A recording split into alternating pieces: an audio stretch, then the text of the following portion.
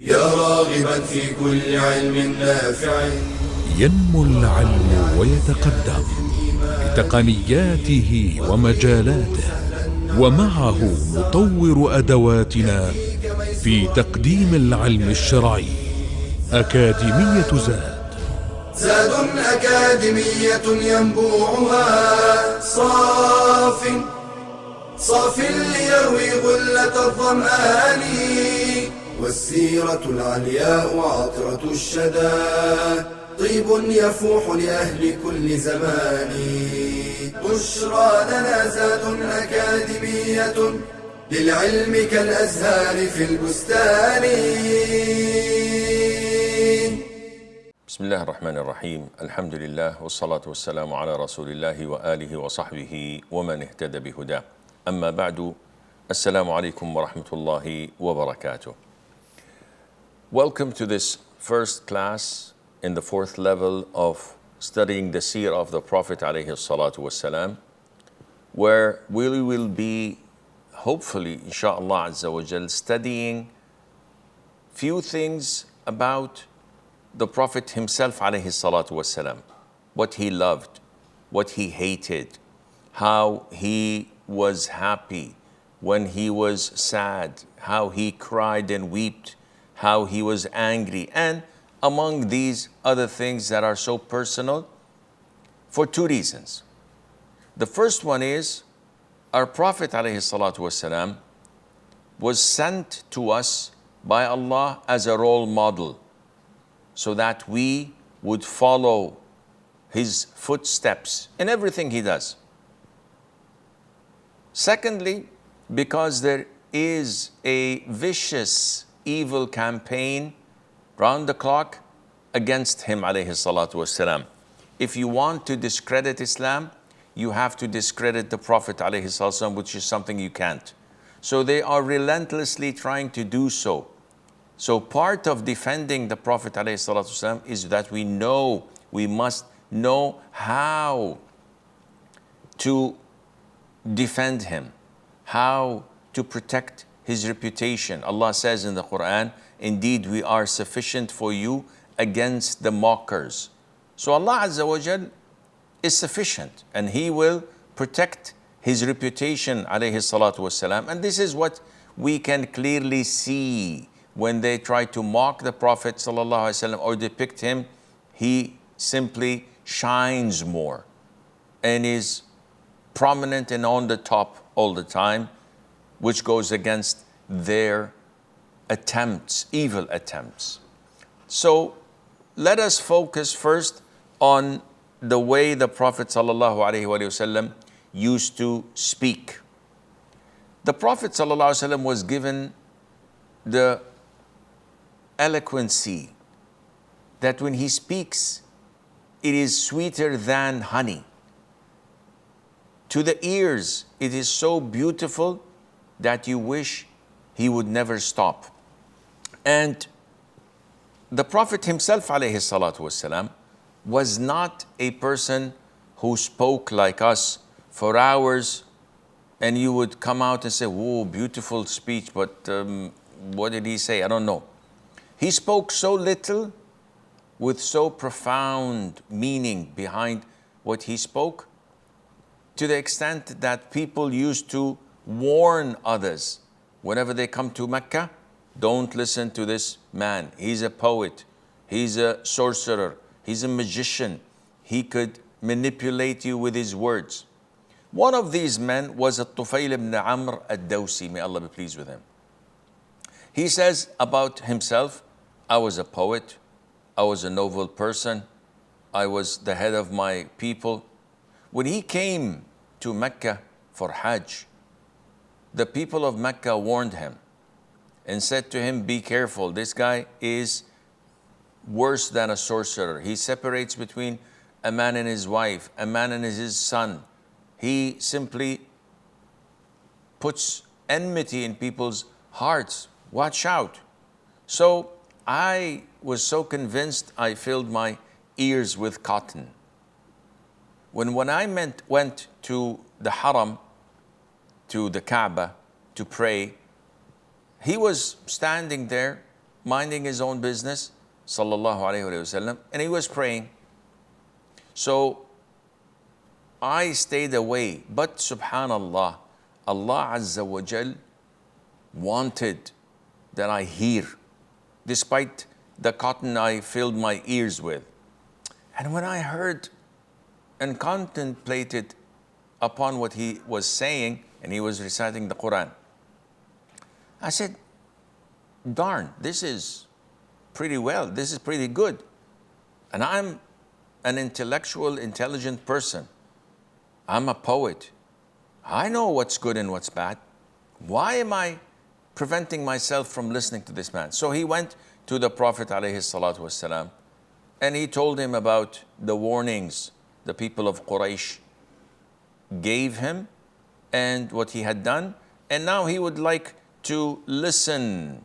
So the Prophet ﷺ gave him his presentation, and the man says, I've never heard anything more beautiful, more eloquent, nothing that is more fair and just than the Quran. So I took my shahada, I reverted to Islam.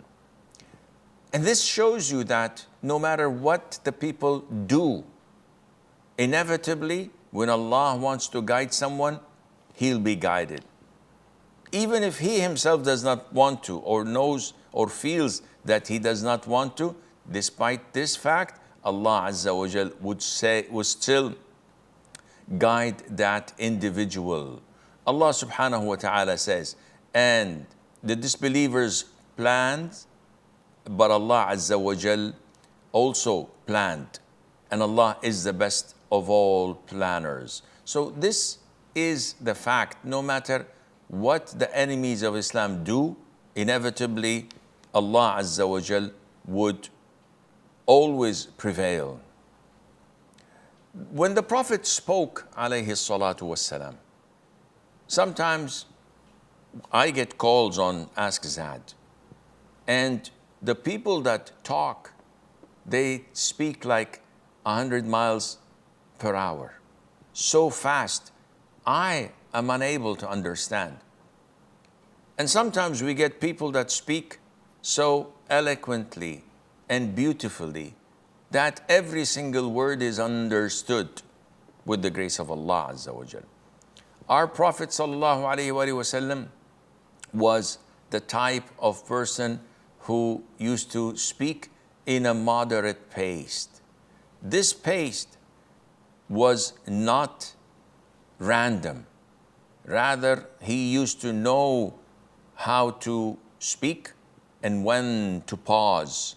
Mother Aisha says, if we were to wish to count the number of words he spoke, alayhi salatu wasalam, we could have done so. And he used to do so that people would memorize what he had said.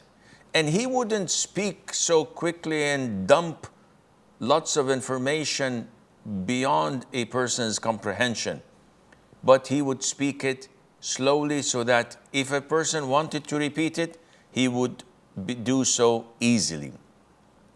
And he said about himself, alayhi salatu wasalam, I was sent with the concise of speech. This means that in one or two words or sentences, people could compile books out of that. And the Prophet ﷺ demonstrated this by the most famous hadith, إِنَّمَا الْأَعْمَالُ بِالنِّيَّاتِ. Deeds are judged by intentions. Very simple, but you can write literally volumes on such a statement. And the Prophet ﷺ used to pick the appropriate words and ways to introduce a topic. Sometimes a speaker could talk, and in the middle of his talk, you would say, what is it about? Because he failed in drawing your attention from the very beginning.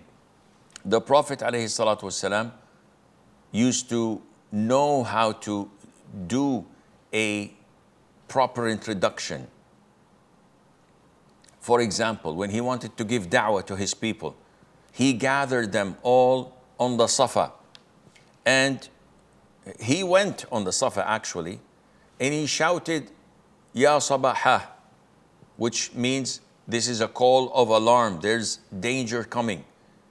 And people, when they heard this sort of siren, they immediately went out of their homes and came to gather and hear what the problem is. And then he told them that if I were to tell you that there is an army coming at that mountain and it's going to attack you, would you have believed me? He said, of course, we've never tested you to be a liar. So the Prophet said, alayhi salatu wasalam, well, I am warning you of something far more severe, that is a punishment from Allah Azza wa Jal.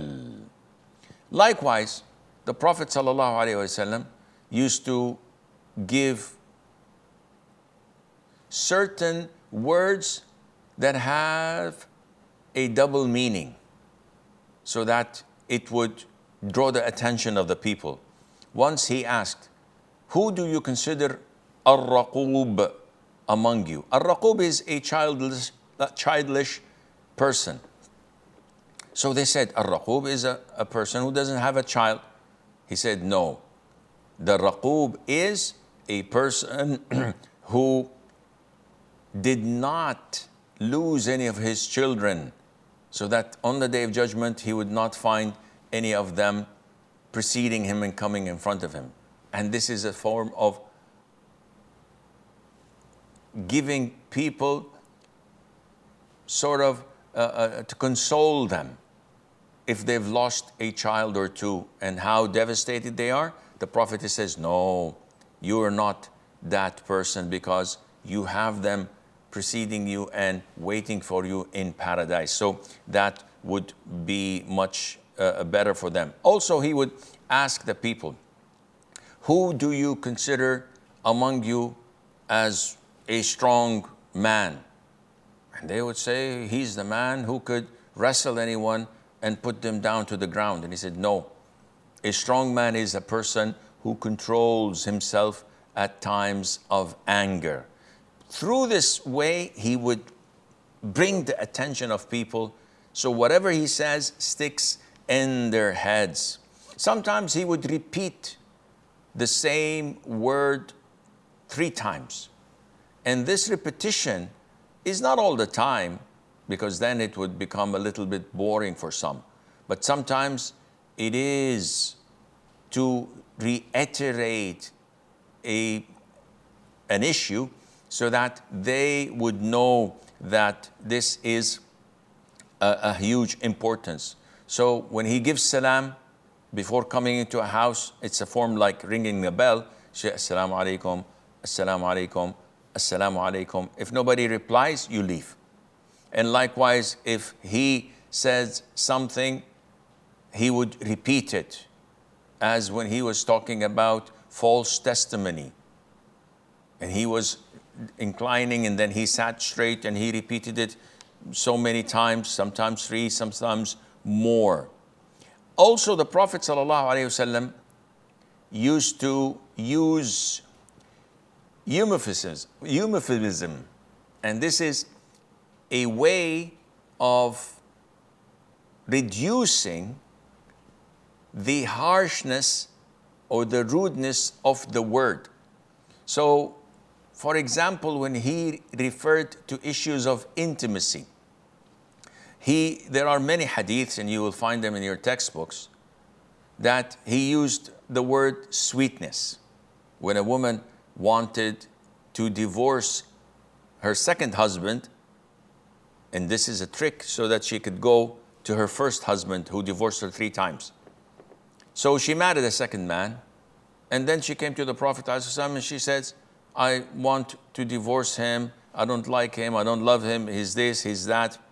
So the Prophet ﷺ figured it out, and he said, no, you can't go back to the first husband, your ex, until you taste his sweetness, the second husband, and he tastes yours. And this is a metaphor for being intimate and having sexual intercourse. Also the word al-muqarafa, which means to have sexual intercourse. When the Prophet wanted a man who did not have intercourse the previous night, so that he would take the deceased and place the deceased in the grave. Also, the Prophet ﷺ used to use the word al-ifda, which roughly translates into going in onto, to prevent the spouses from being intimate, then spreading the word and talking to others about it. This is totally prohibited and a major sin. And finally, he used to refer to it as the bed, as in the hadith when a man calls his wife to bed. So he could have said more clearer words, but this is his beauty and eloquency, that he avoids using such words that may make people think of otherwise, and Allah Azza wa Jal knows best. هذا والله أعلم ونسبة العلم إليه أسلم وصلى الله وسلم وبارك على عبده ورسوله نبينا محمد. يا راغبا في كل علم نافع ينمو العلم ويتقدم بتقنياته ومجالاته، ومعه نطور أدواتنا في تقديم العلم الشرعي. أكاديمية زاد أكاديمية ينبوعها صاف ليروي غلة الظمآن، والسيرة العلياء عطرة الشدى طيب يفوح لأهل كل زمان. بشرى لنا زاد أكاديمية للعلم كالأزهار في البستان.